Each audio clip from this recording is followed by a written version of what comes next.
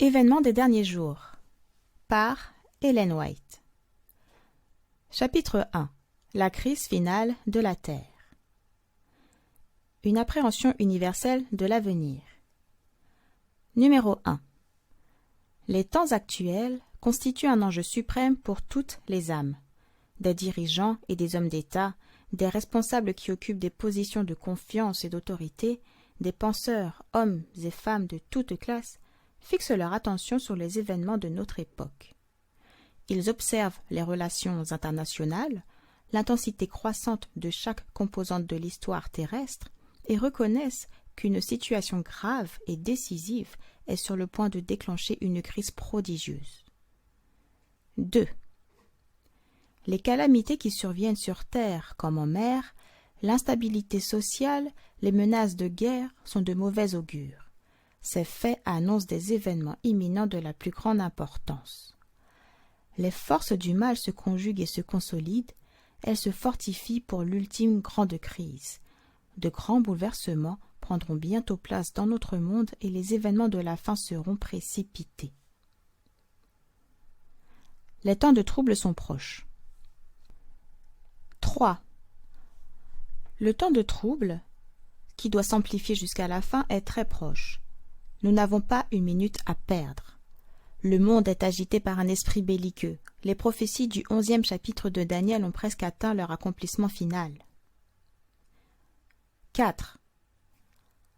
Le temps de trouble, un trouble comme on n'en a jamais vu depuis que les nations existent, Daniel 12, verset 1, nous menace directement et nous sommes comme des vierges endormies.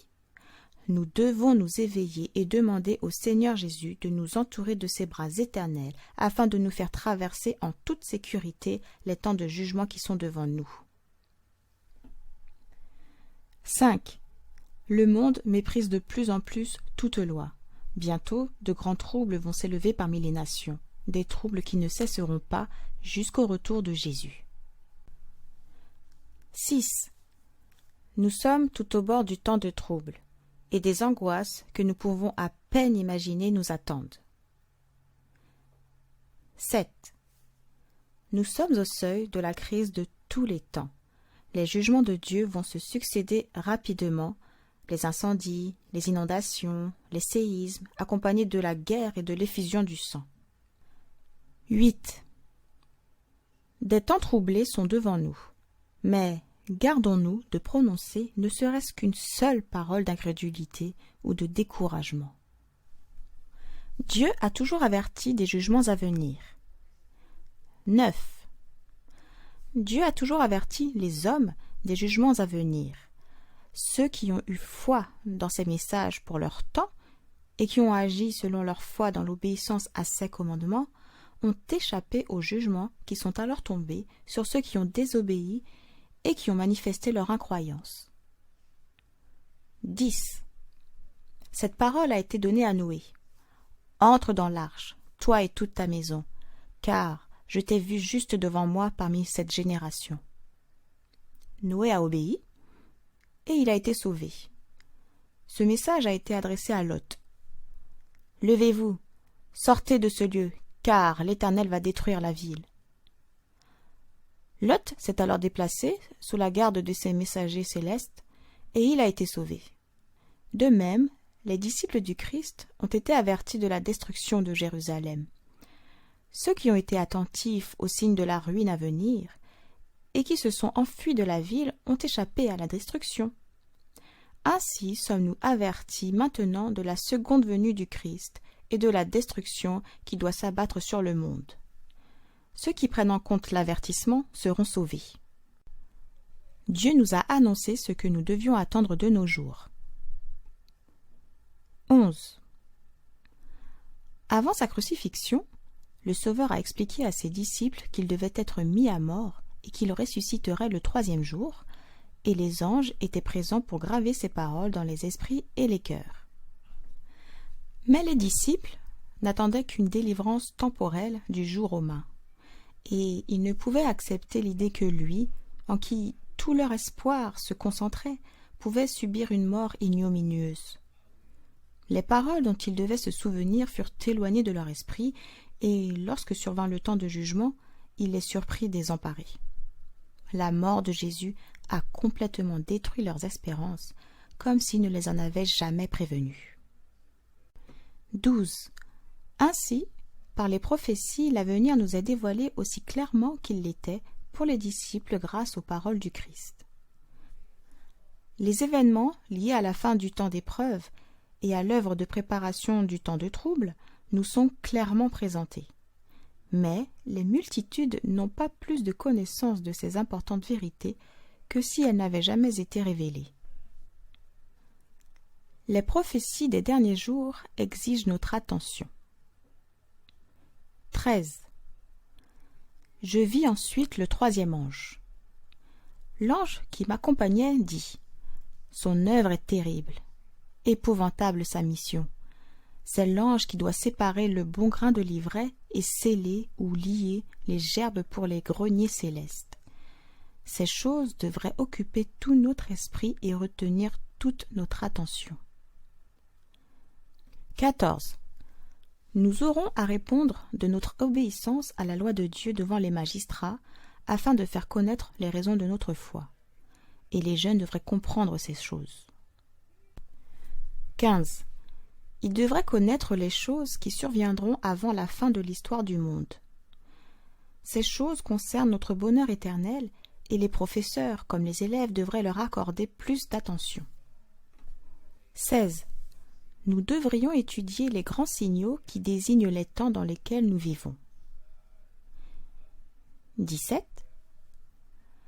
Ceux qui se placent sous le contrôle de Dieu, afin d'être conduits et dirigés par lui, comprendront l'enchaînement régulier des événements qu'il a prévus et ordonnés.